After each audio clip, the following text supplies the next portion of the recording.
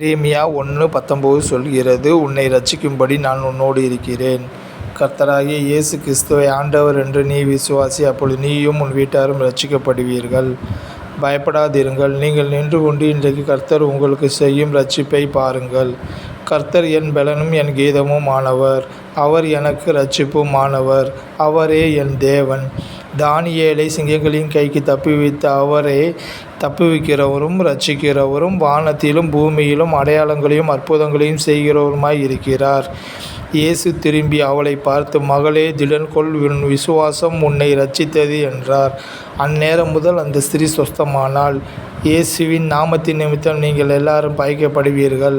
முடிவு பரியந்தம் நிலைத்திருப்பவனே இரட்சிக்கப்படுவான். இஸ்ரவேலே, நீ பாக்கியவான். கர்த்தரால் இரட்சிக்கப்பட்ட ஜனமே, உனக்கு ஒப்பானவன் யார்?